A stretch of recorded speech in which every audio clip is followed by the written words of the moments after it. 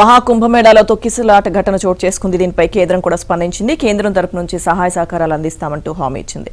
తొక్కిసలాట ఘటనకు సంబంధించి పూర్తి సమాచారం మా ఢిల్లీ బ్యూరో చీఫ్ కృష్ణ అందిస్తారు. కృష్ణ,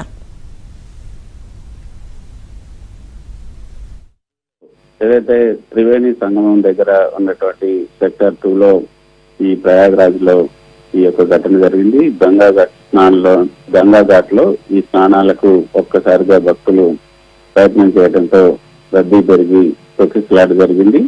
ఈ తొక్కిసలాట కారణంగానే ఈ ఘటన జరిగినట్లుగా అధికారులు చెప్తున్నారు. మౌని అమావాస్య సందర్భంగా ప్రయాగ్రాజ్ కి మంగళవారం అర్ధరాత్రి భారీ సంఖ్యలో భక్తులు తరలి వచ్చారు. ఆ తర్వాత వాళ్ళంతా గంగా ఘాట్ లో స్నానాలకు ప్రయత్నించడంతో ఈ యొక్క తొక్కిసలాట జరిగింది. ఈ క్రమంలో జరిగినటువంటి తొక్కిసలాటను కంట్రోల్ చేసేందుకు, భక్తులను కంట్రోల్ చేసేందుకు పోలీసులు ప్రయత్నం చేసినప్పటికీ కూడా వాళ్ళ ప్రయత్నాలు ఫలించలేదు. వాళ్ళు ఏర్పాటు చేసినటువంటి బ్యారికేడ్లు కూడా విరిగిపోయాయి. ఘాట్ వైపు మరింత మంది భక్తులు ఒక్కసారిగా దూసుకొచ్చారు. అర్ధరాత్రి 12 గంటల నుంచి కూడా స్నానాలు మొదలు పెట్టారు.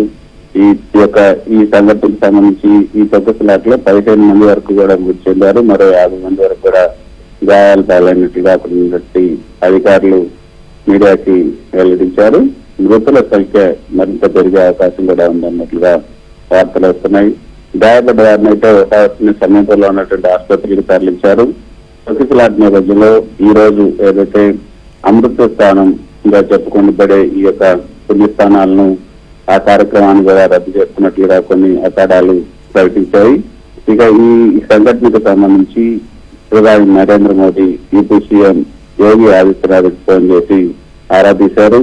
కుంభమేళాల పరిస్థితి ఎలా ఉందని కూడా అడిగి తెలుసుకున్నారు.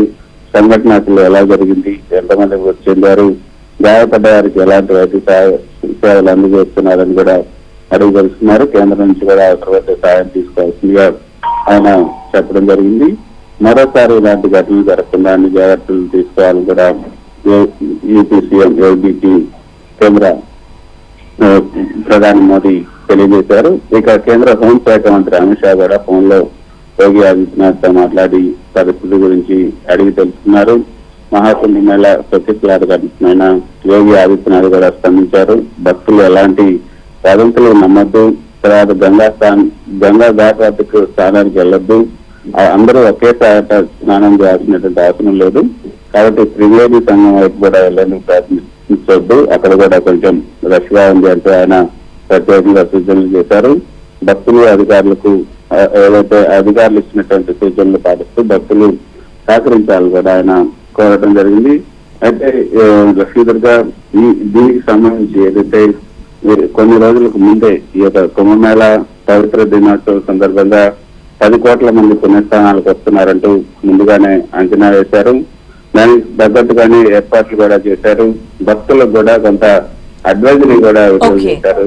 ఏ విధంగా ఈ యొక్క పుణ్యస్థానాలు మీరు రావాలి, నిర్దేశించిన మార్గాల్లోనే ఘాట్లకు వెళ్ళాలి, స్నానాల తర్వాత అక్కడ ఎక్కువసేపు ఉండొద్దు, పార్కింగ్ ప్రదేశాలు లేక బస్సు వేసే ప్రాంతాలకు భక్తులు తిరిగి చేరుకోవాలి, బ్యారికేడ్ల వద్ద పాంటన్ బ్రిడ్జిల పైన కూడా నిదానంగా వెళ్ళాలి, తొందరపాటు చేస్తే ప్రమాదాలు చేసుకునే అవకాశం ఉంది, కాబట్టి మీరు తొందరపడద్దు, ఆరోగ్య సమస్యలు ఎదురైతే ఆయా ప్రాంతాల్లో ఏర్పాటు చేసినటువంటి సెక్టార్ ఆసుపత్రులకు వెళ్ళాలి, సంఘం వద్ద ఉన్నటువంటి అన్ని ఘాట్లు పవిత్రమైనవే, తొలుత ఎక్కడికి చేరుకుంటే అక్కడే స్నానాలు చేయడం ఉత్తమని కూడా పదే అడ్వైజరీలు ఇచ్చినప్పటికీ కూడా భక్తులు ఒకసారిగా గంగా ఘాట్లోనే స్నానం చేయాలన్న ఉద్దేశంతో అటువైపు వెళ్లే సమయంలో ఈ ఘటన జరిగినట్టుగా అధికారులు చెప్తున్నారు. దీనికి సంబంధించి అంటే మృతుల సంఖ్యగా పెరిగే అవకాశం ఉందని చెప్తున్నారు. అధికారులు అయితే అక్కడ దిద్దుబాటు చర్యలు చేపట్టారు. అక్కడ పరిస్థితిని కొంత సద్దుమణిగే విధంగా అంటే పరిస్థితిని అదుపులో తీసుకొచ్చేందుకు కూడా ప్రయత్నం చేస్తున్నారు. Okay, thank you Krishna.